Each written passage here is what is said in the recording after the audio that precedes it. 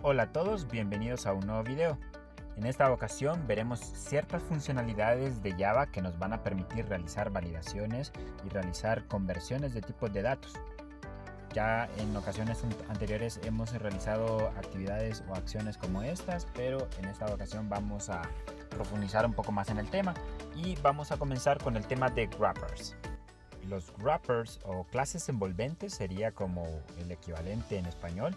Son clases que modelan los tipos de datos primitivos, tales como enteros y flotantes, que son los únicos elementos en Java que no son clases. Nosotros ya hemos trabajado con tipos de datos primitivos y clases. Entonces, los wrappers que vendrían siendo son clases que internamente envuelven un tipo de dato primitivo. Entonces, es como agregarle una capa más a los tipos de datos primitivos para extender su funcionalidad. ¿Qué beneficios nos dan las clases envolventes? Proveen un mecanismo para envolver, que en inglés es wrap, valores primitivos en un objeto. Proveen funciones útiles para realizar conversiones a cadena u otros tipos primitivos, que eso ya lo hemos hecho en videos anteriores, por ejemplo cuando convertíamos una cadena en un int. Ese tipo de conversión lo lográbamos con integer.parseInt. De hecho, esa clase integer es un wrapper y ya vamos a profundizar un poco más en el tema. ¿Qué más nos ofrece? Para cada tipo primitivo existe una clase envolvente nombrada igual que su dato primitivo, pero su nombre empieza con mayúscula. Obviamente, como son clases, tiene que comenzar con mayúscula. Y estos son los wrappers. Aquí tenemos una columna que nos indica los tipos primitivos y aquí tenemos otra columna que me indica la clase envolvente correspondiente. Y si se fijan los tipos primitivos que ya hemos visto nosotros, boolean, byte, char, double, float, int, long, short, todos comienzan con minúscula porque son tipos primitivos y nosotros los hemos utilizado bastante. Pero hay clases que envuelven a un tipo primitivo y está la clase boolean, la clase byte, la clase char. Si se fijan, es el mismo nombre, que nada más que comienzan con mayúscula porque son una clase. A excepción de int, que la clase envolvente correspondiente es integer. Entonces, imagínense que hay una clase que se llama, por ejemplo, integer, que está class integer. E internamente, dentro de esa clase, hay un solo atributo que es del tipo int. Entonces, está envolviendo un primitivo. ¿Y para qué se hace eso? Para extender la funcionalidad de un tipo primitivo, para realizar conversiones u otro tipo de funcionalidades. Entonces eso es lo que vamos a estar viendo en esta primera parte. ¿Qué se puede enviar de parámetro en los constructores? Por lo general se puede enviar o un tipo primitivo o una cadena que represente el tipo primitivo. Aquí están los ejemplos, o mejor dicho, aquí está qué se le puede enviar de parámetro en cada caso. Y en la mayoría se le puede enviar el tipo primitivo y una cadena. Boolean se le puede enviar un boolean o una cadena. La cadena tiene que decir true o false, por ejemplo. El byte se le puede enviar un tipo byte o un string y así para cada caso. Entonces, para que entendamos un poco mejor, veamos el ejercicio que tenemos por aquí. Bueno, de momento pues voy a dar enter a todo esto y voy a explicar un poquito aquí los aspectos básicos de estas clases envolventes. Primero podríamos decir un entero integer igual a 3, por ejemplo. Y es curioso, ¿verdad? Porque nosotros estamos acostumbrados a declarar un entero de esta forma. Vamos a ponerlo así y este lo voy a poner a 2. Pero en el caso de este es un objeto, pero estamos declarándolo a partir de una clase y nosotros cuando utilizamos clases estamos acostumbrados a utilizar new y el nombre de la clase, new integer y el valor. Entonces en el constructor iría algo como esto.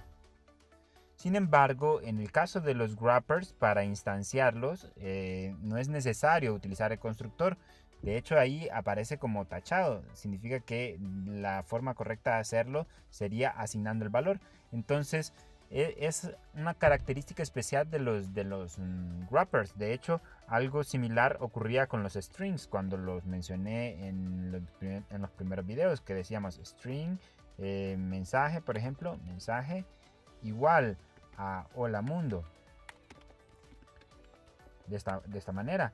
Pero en este caso también podríamos utilizar new string.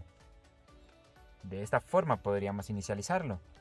Y para las clases que hacemos nosotros sí tenemos que utilizar new, pero estas clases envolventes y string son especiales que no necesito utilizar new para inicializarlas, sino que le puedo asignar el valor directamente.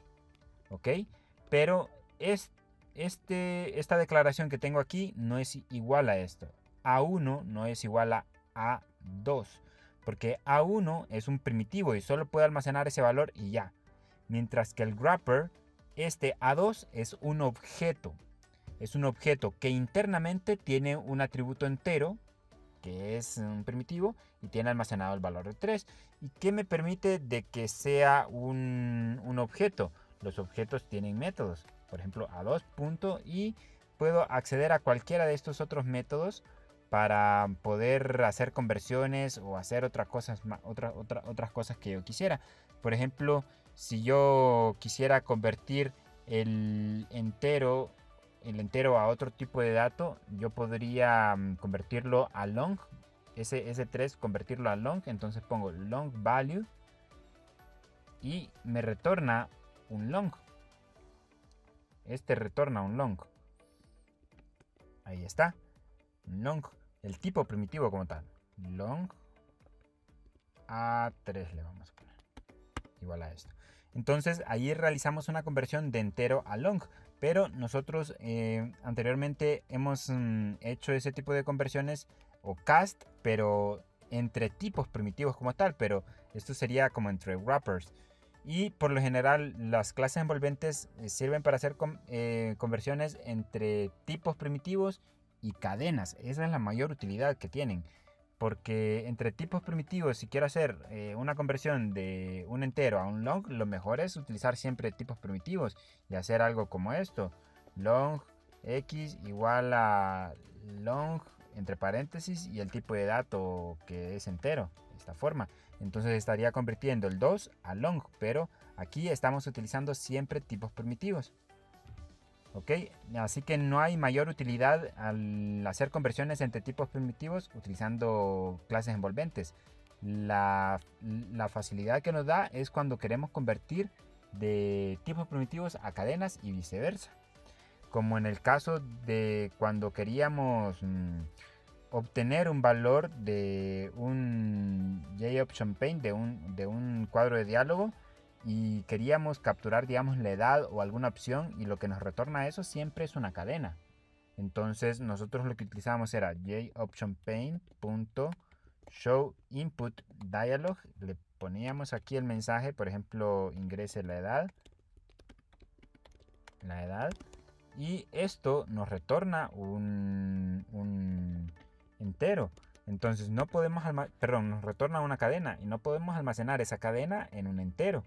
Y tampoco puedo realizar conversiones de tipos de datos entre tipos de datos primitivos utilizando paréntesis. No puedo decir conviértame esta cadena a entero solo poniendo paréntesis aquí. No se puede. Eso es válido cuando utilizo tipos primitivos. También se puede entre clases, pero eso ya tiene que haber cierto grado de compatibilidad. Quizá lo veamos cuando ya toquemos el tema de herencia. Pero en este caso no se puede. Así que tendríamos que utilizar un método de la clase envolvente o del wrapper integer.parseInt. Y de esta forma le enviamos la cadena y nos retorna un primitivo entero. Si nosotros le damos control espacio aquí, nos dice que recibe una cadena y nos retorna un int. Y de esa forma hemos solventado nosotros las conversiones. Y así como pude convertir de cadena a integer, también podríamos convertir de double.parseDouble y le enviamos la cadena. O los otros métodos de si quisiéramos convertir a un booleano, boolean.parseBoolean, y entonces esta cadena tendría que decir true o false, por ejemplo. Entonces estaría convirtiendo cadenas a booleanos, cadenas a doubles, Igual para cada otro tipo de dato, por ejemplo byte.parseByte y el tipo de dato, por ejemplo 1. Ok, y de esta forma nos facilita bastante los wrappers, más que todo para trabajar con cadenas. Hay varios métodos. Están los métodos xxxValue, que retorna un primitivo, que es como el que expliqué en un momento. Por ejemplo, si tenía el wrapper que borré, que era integer a2 igual a 10, por ejemplo, y yo puedo convertir ese a2 a un long, yo podría poner long value, o si quiero convertirlo a un byte, puedo poner byte value. Entonces es cuando yo tengo ya el objeto y quiero convertirlo a otro tipo. Entonces ahí puedo utilizar xxx value. Y esas x se sustituirían por el tipo de dato al cual quiero convertir. En el caso de que utilicemos parse y el tipo de dato como parseInt, parseDouble, parseFloat, este sería un método estático. Es decir, no necesito tener una instancia integer para poder acceder a este método y hacer la conversión. Caso contrario como este de que tenía a2. A2 sería mi instancia y con la instancia puedo utilizar el método xxxValue, que sería long value, por ejemplo, lo que acabamos de hacer hace un momento. Ahí sí tengo el objeto, pero si no tengo el objeto y yo necesito hacer una conversión, entonces puedo utilizar siempre el método estático parse int, parse double o parse lo que sea, tal y como lo hemos hecho aquí. Todos estos son métodos estáticos. Recuerden cuando hablamos de ese tema que los métodos y atributos estáticos puedo acceder a ellos sin tener una instancia. Y también tenemos el método valueOf, que nos retorna un wrapper. ¿Qué significa eso? En realidad podría ser algo confuso. Podría ser algo confuso porque nosotros, así como estamos capturando la edad y estamos utilizando el método parseInt, también podríamos utilizar el método valueOf. Y al final funciona de manera similar, nada más que en el caso de valueOf lo que me retorna es un objeto del tipo integer, y en el caso del parseInt, por ejemplo, lo que me retorna es un tipo de dato primitivo,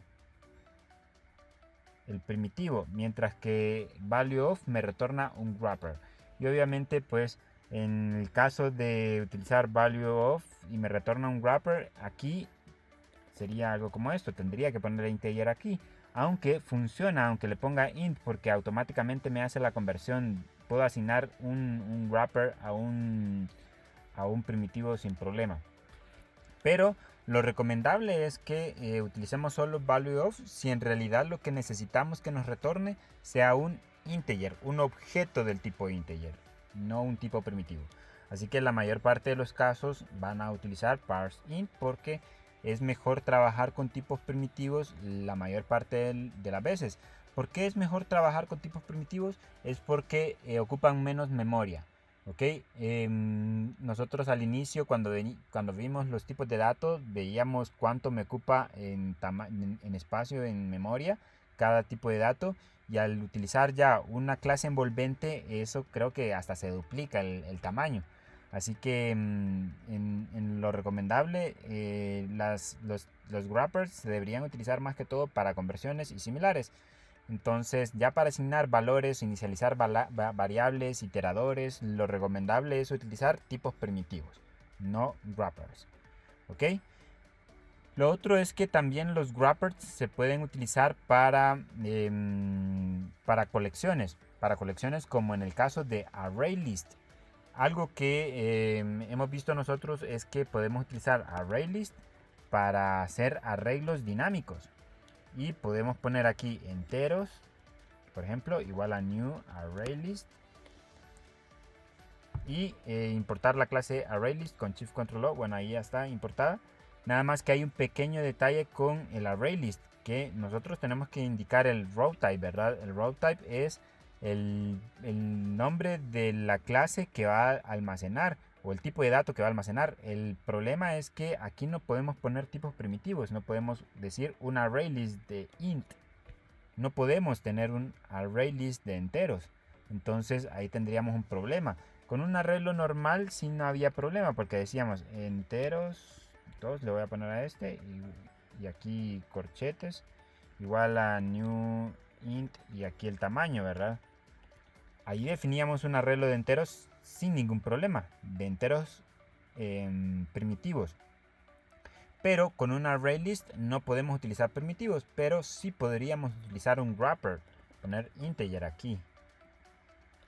Es decir, en el raw type solamente puede indicarse el nombre de una clase, si no, no va a funcionar. ¿Ok?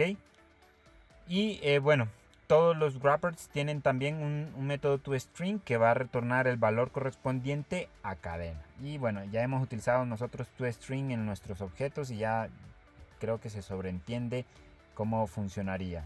Me retornaría en un entero, por ejemplo, si le pongo toString a un integer, entonces me va a retornar el número pero en formato de cadena. Y bueno, esa es la principal funcionalidad de los wrappers. Aquí tenía algunos ejemplos de conversiones, los métodos para retornar primitivos como parseInt, parseDouble, parseBoolean y retornar los valores correspondientes a primitivos. Con valueOf me retorna un wrapper, aquí están wrappers si se fijan. Y se puede hacer las asignaciones sin problema de tipo primitivo a wrapper, no hay ningún problema, lo primero que hicimos. Y lo último que expliqué, de que para utilizar un ArrayList de enteros o de cualquier tipo primitivo no se puede, a menos de que usemos un wrapper, ahí sí se puede. Y eso sería más que todo la explicación de los wrappers. Nosotros ya los hemos utilizado y lo vamos a seguir utilizando para realizar conversiones, y de hecho nos puede servir para realizar validaciones. Por ejemplo, vamos a borrar todo esto, creo que ya nos estorba un poquito, pero digamos que, bueno, no hubiera borrado la parte de donde se ingresa la edad, lo voy a utilizar para este pequeño ejemplo. Ok, aquí se va a ingresar la edad con un cuadro de diálogo. Entonces vamos a ejecutar esto. Y aquí vamos a ingresar la edad.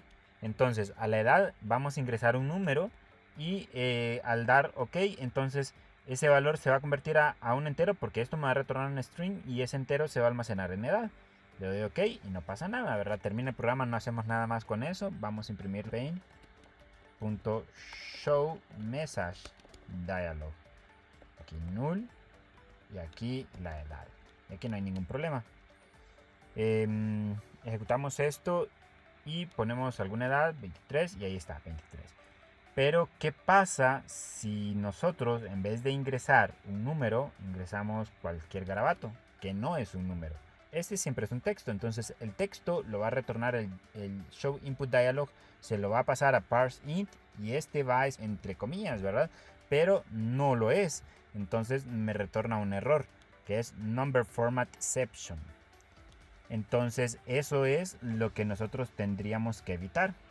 Y nosotros como programadores deberíamos de prever esto. No siempre vamos a tener usuarios perfectos, de hecho es algo imposible. Porque siempre va a haber alguien que va a ingresar algo que no es un número, o va a ingresar algo que no está permitido. Entonces todo ese tipo de cosas tenemos que validarlas. En este caso creo que la alternativa más simple sería utilizar un tipo de funcionalidad en Java que nos permite identificar cuando ocurren ciertos errores para nosotros controlarlos y tomar decisiones con respecto a ello. Entonces, es decir, vamos a utilizar algo que va a estar pendiente de cualquier error, y si ocurre un error de este tipo, entonces nosotros vamos a decirle, hey, aquí hay un error, tiene que ingresar otra cosa que no sea un número. Entonces vamos a utilizar un bloque especial que se llama try y catch. Entonces lo voy a poner por aquí, try y catch, de esta forma. Lo voy a poner de momento así y vamos a explicarlo. ¿En qué consiste el bloque try catch? try en español viene siendo como intentar. Va a intentar ejecutar lo que esté en este bloque. Entonces lo que intentaríamos ejecutar es esto de aquí. Va a intentar ejecutar. Y va a estar pendiente de cualquier error que ocurra aquí. Y si ocurre un error, lo vamos a capturar en este otro bloque con catch. Y entre paréntesis de catch vamos a poner el tipo de error que quiero que nos capture. Esos errores en Java se conocen como excepciones, exceptions. Entonces nosotros vamos a poner el tipo de excepción o el tipo de error que queremos capturar o estar pendientes. En este caso, si quisiéramos validar de que lo que ingresó fuera un número correcto, vamos a estar pendientes del error number format exception. Entonces vamos a pegar prácticamente este elemento aquí, number format exception, y vamos a poner el nombre del objeto de este tipo. Aquí prácticamente es como que estuviéramos definiendo un parámetro. El parámetro se llama e. Podríamos ponerle error o algo, pero el estándar es que le pongamos e, que hace referencia a una excepción. Entonces e es del tipo number format exception, esa es la excepción. Y cuando ocurre ese error, nosotros podríamos imprimir algo aquí en la consola.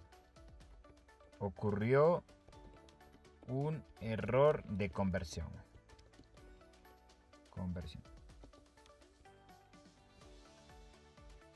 Entonces, analizando todo de nuevo, ¿qué es lo que va a pasar? Va a intentar ejecutar este bloque. Y si ocurre un error del tipo number format exception, va a capturarlo aquí y va a ejecutar este bloque. Por lo tanto, va a imprimir ese mensaje.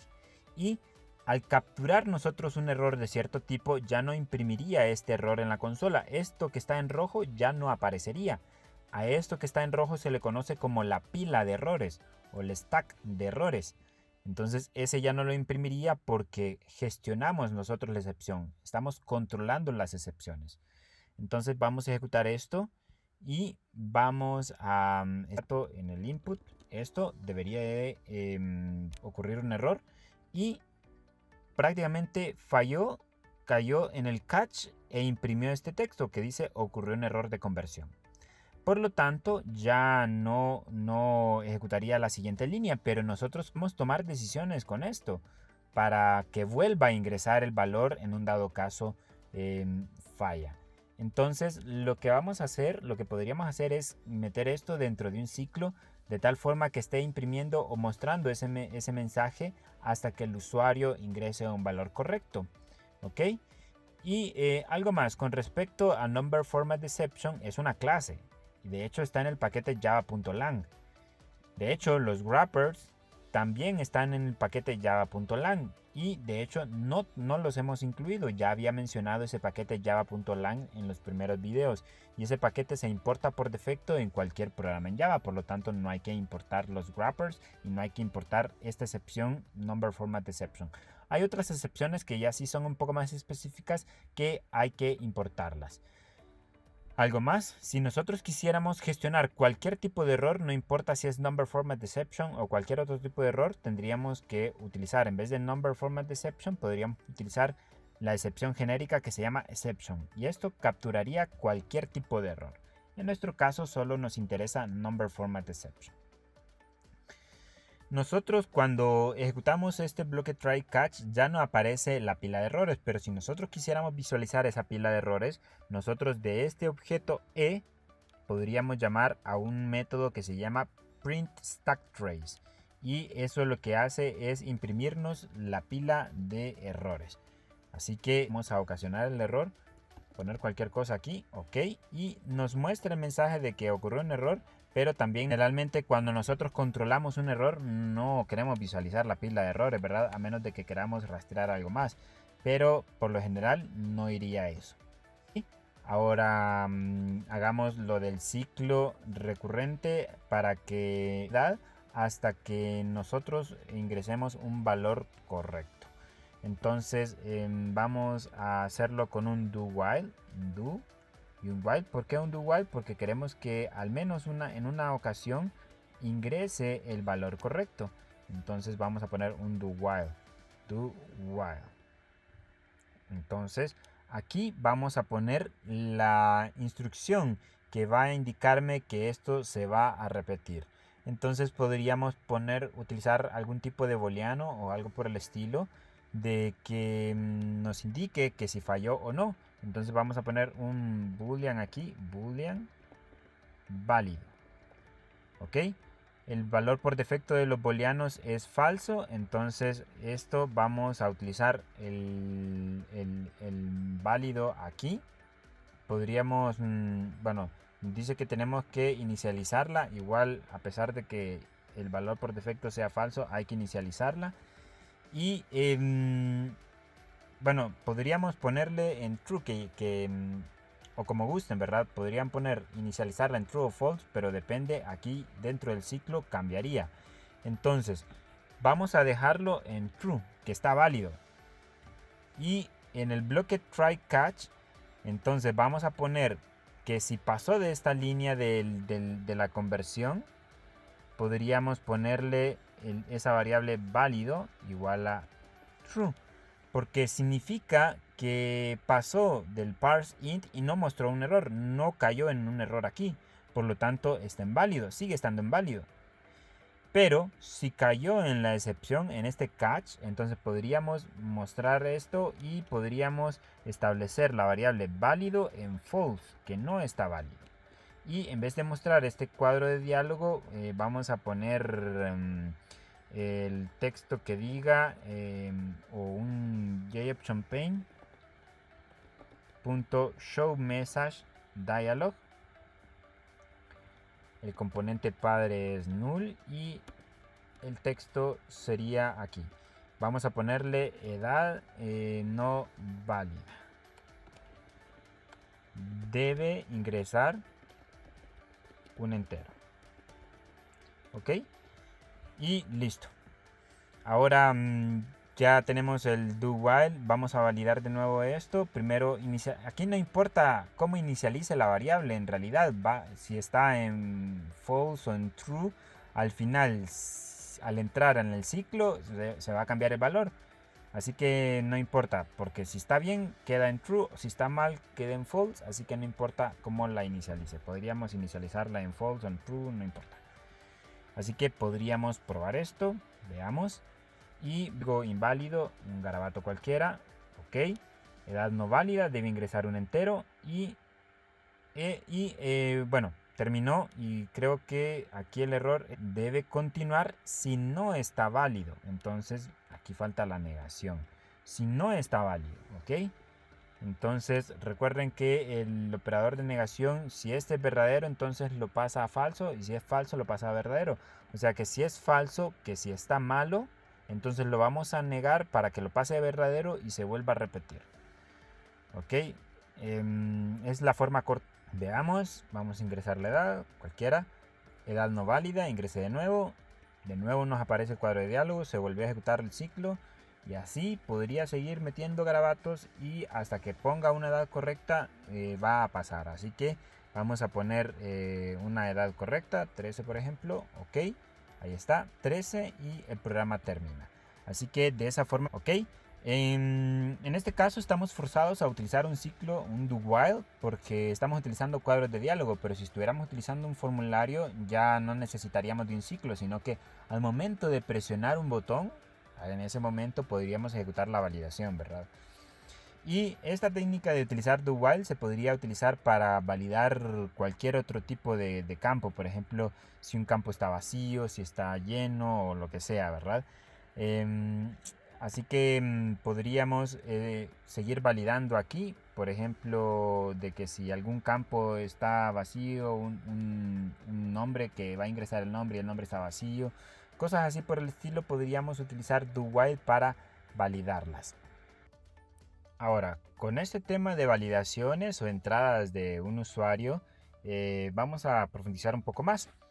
Así que lo que voy a hacer es, voy a crear una pequeña clase por aquí y vamos a crear unos cuantos atributos y vamos a validar cierta información. Así que vamos a crear una nueva clase por aquí, class, y le voy a poner persona a esa clase. Y solo vamos a crear unos 3 atributos, un private string que sea la identificación,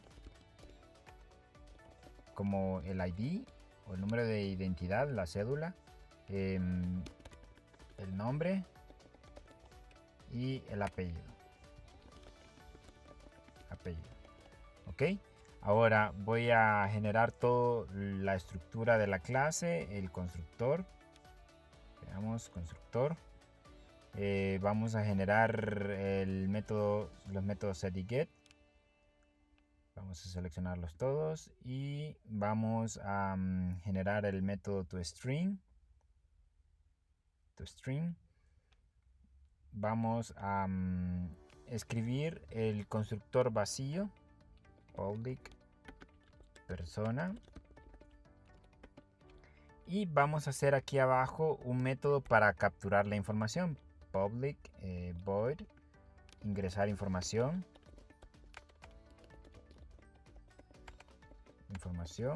y aquí lo que vamos a hacer es capturar la identificación, la edad y la identificación, el nombre y el apellido, ¿verdad? Entonces podríamos poner this.identificación igual a jOptionPane.show input dialog. Vamos a ponerle aquí identificación, los otros dos campos que serían el nombre, apellido,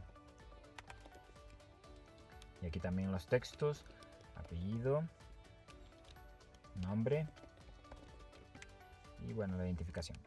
Listo, entonces con esto se ingresaría la información. Entonces podríamos realizar validaciones de cada uno de estos campos.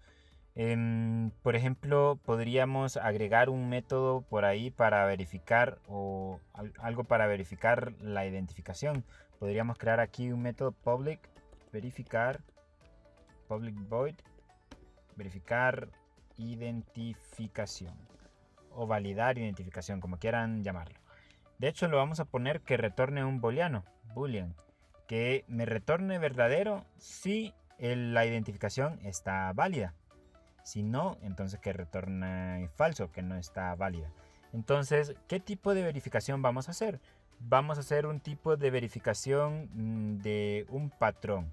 En este caso, me gustaría que las identidades o las identificaciones tuvieran este formato, que pudiera ser 4 dígitos y 5 dígitos. Es, por ejemplo, una identidad típica aquí en nuestro país.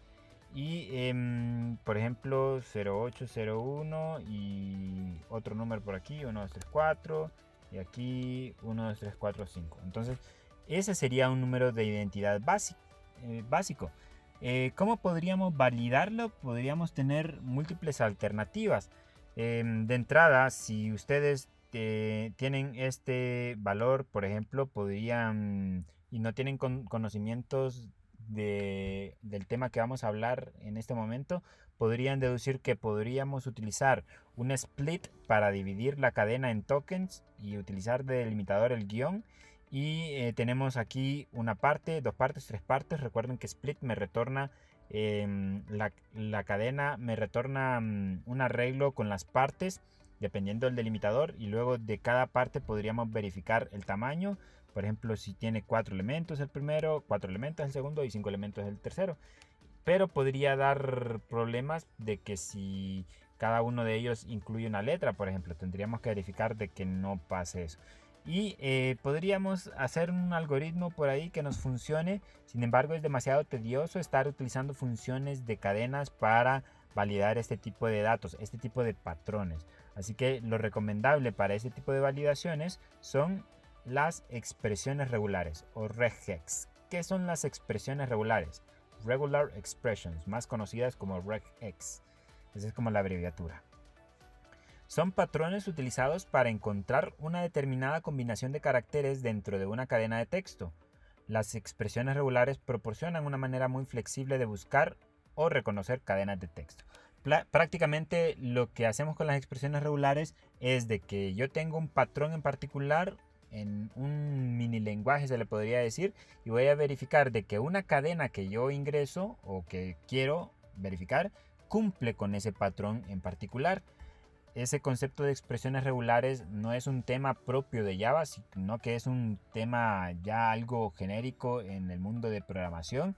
Se pueden utilizar expresiones regulares en Java, en PHP, en C++, en cualquier lenguaje de programación que se nos ocurre. Existe este concepto y este tema porque es bastante utilizado.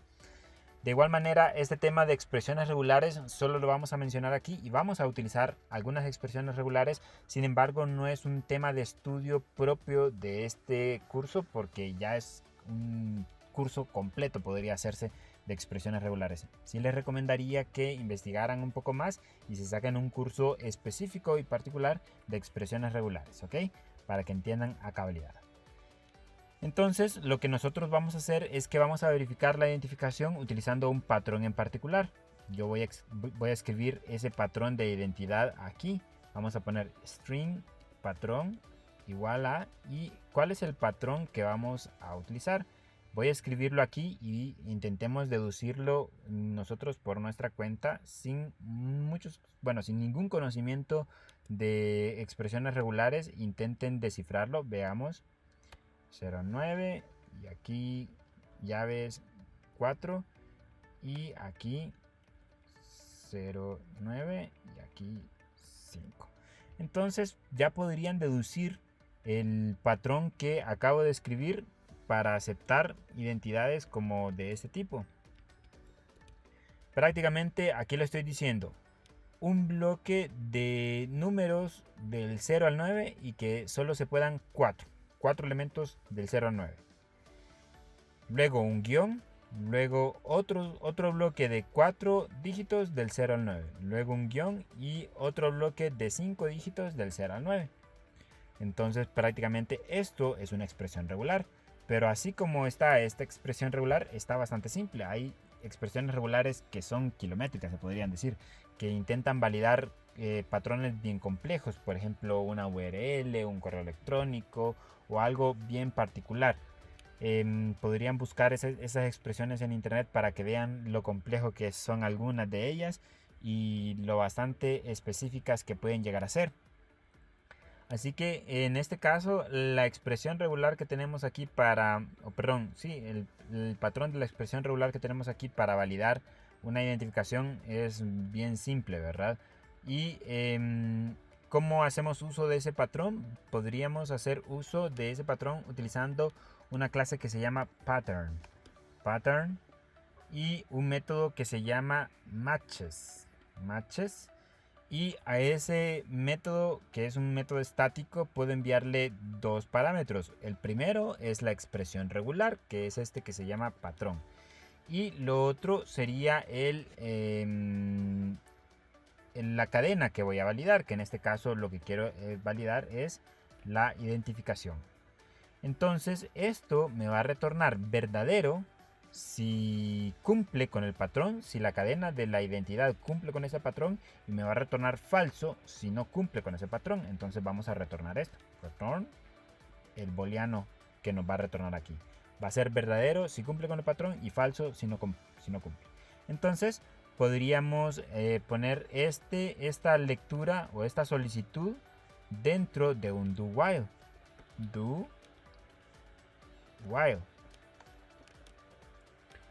Entonces, ¿cuándo se va a repetir? Entonces, aquí en el while vamos a llamar al método verificar identificación. Verificar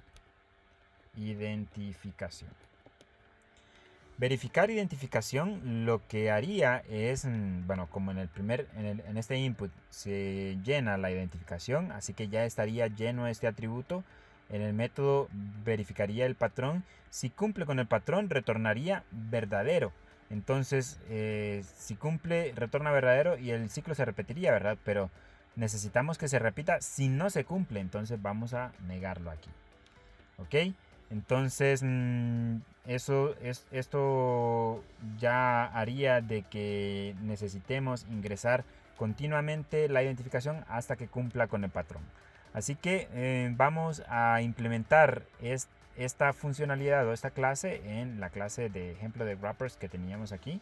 voy a comentar esto que teníamos anteriormente donde verificábamos la edad. Algo así podrían integrar con este do while, ponerlo dentro de la clase para verificar un entero, podrían hacerlo sin ningún problema. ¿Ok? Así que en este caso lo que necesitamos verificar es la identidad, así que vamos a crear una instancia del tipo persona, ya está, y vamos a llamar al método ingresar información. Luego de ello vamos a imprimir en la consola el objeto P, o sea que va a llamar al método toString del objeto del tipo persona, ahí está. En ingresar información, recuerden que tenemos la lógica que acabamos de construir de solicitar la identidad y verificarla utilizando una expresión regular. Vamos a hacer esto y vamos a poner cualquier garabato, le damos OK, lo vuelve a pedir porque no cumple con el patrón. Vamos a poner 1, 2, 3, 4, 1, 2, 3, 4 y vamos a poner A, B, C, D, E. Ahí están los 5 caracteres, pero estoy poniendo texto. Entonces veamos si se cumple o no. No se cumple, entonces tengo que ingresarlo de nuevo. Voy a poner 1, 2, 3, 4 y no puse el quinto. Veamos y tengo que volverlo a escribir hasta que ingrese uno correcto. 1, 2, 3, 4, 5. Le doy en OK y pasó. Así que ya puedo poner los demás datos. Juan Pérez. OK.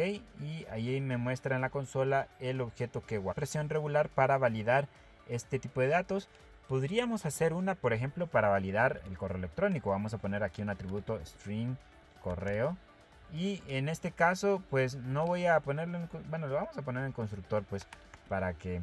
Aunque no lo estamos utilizando, pero lo recomendable es que todo lo vayamos llevando en orden. Si agregamos atributos, pues tendríamos que agregarlo en el constructor también para evitar problemas. Igual, generar método set y get, por el momento no lo voy a poner. Solo vamos a agregar la lógica aquí. Vamos a solicitar el correo electrónico this.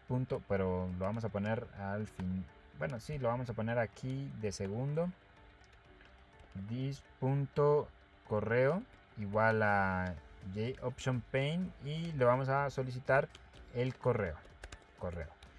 Pero vamos a hacer un método para verificar el correo electrónico. Entonces podríamos copiar y pegar este mismo código que tenemos aquí. Y lo que cambiaría es el patrón. Verificar correo. ¿Y cuál sería el patrón para verificar un correo electrónico? ¿Cuál sería la expresión regular?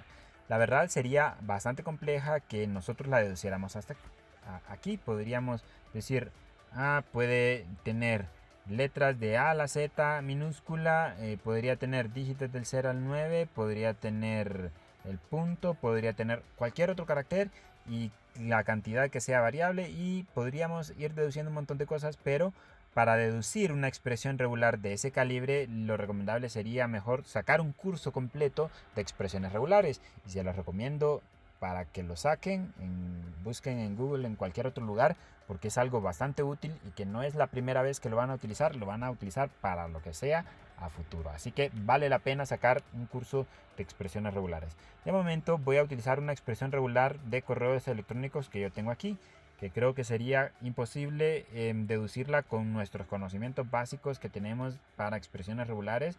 En el caso de la identificación fue súper fácil, pero en el caso del correo electrónico tenemos este garabato de aquí, que cada símbolo en una expresión regular significa algo. Aquí, por lo menos lo que nosotros habíamos deducido de letras de A a la Z, números del 0 al 9, que no incluye estos caracteres especiales, y bueno, cada signo significa algo. Entonces es como un mini lenguaje, podría decirse. Así que por eso es que les digo que requiere un curso completo para entenderlo. Entonces aquí vamos a verificar el correo electrónico. Entonces aquí sería this correo. Nosotros para verificarlo estamos utilizando pattern matches, pero hay otra opción de utilizar una instancia del tipo matcher, si encuentran ahí ejemplos en internet. Pero esta opción es un poco más reducida porque solo llama a un método estático y le envía el patrón y la cadena, y es súper simple. Ahora vamos a hacer la misma lógica en el correo electrónico. Al momento de solicitarlo vamos a poner un do y un while aquí. Do while. Y cuando se va a repetir esto, hasta que verificar correo. hasta que esto nos retorne que está bien todo, entonces ya el ciclo no se repetiría. Y probemos esto. Ejecutemos. Vamos a ingresar una identidad buena para no estar cayendo en esa validación. Ok. El correo, vamos a poner J. Pérez, bueno, cualquier garabato. Y me vuelve a pedir correo, me vuelve a pedir correo, me vuelve a pedir correo. Así que vamos a poner J. Pérez, arroba, me vuelve a pedir el correo, J. Pérez, arroba algo, veamos. Me vuelve a pedir el correo, jperez, arroba gmail.com. Y ahora sí, pasó. Juan Pérez y listo. Ahí está. En el método toString no nos muestra el string antes de incluir el correo, así que no lo está ingresando aquí o no lo está visualizando aquí. Tendríamos que escribirlo por nuestra cuenta. Pero de esa forma podríamos validar patrones complejos. ¿Ok? Así que esta sería como una alternativa para hacerlo. Así que para validaciones tendrían que utilizar expresiones regulares en algún momento. Y en nuestro caso suele complicarse un poquito por estar utilizando el do while para que se repita, pero ya al utilizar formularios con cualquier tecnología es más fácil, porque estas validaciones, ¿cuándo se ejecutarían? Cuando uno le da clic en un botón de guardar o de eliminar o cualquier otra cosa. ¿Ok? Pero el concepto es el mismo. Así que es importante que lo entendamos. Y bien, eso sería con respecto al tema de validaciones, expresiones regulares y wrappers, que en conjunto me sirven para realizar un montón de validaciones. A su vez, no es que están mal las funciones para trabajar con cadenas, muchas veces sirven para hacer ciertas validaciones básicas, pero ya para validaciones complejas de patrones lo mejor es expresiones regulares. ¿Ok? Y bien, creo que para este video nos vamos a quedar hasta aquí. En próximos videos vamos a estar profundizando un poco más con respecto al tema de principios de programación en Java. Nos vemos hasta la próxima.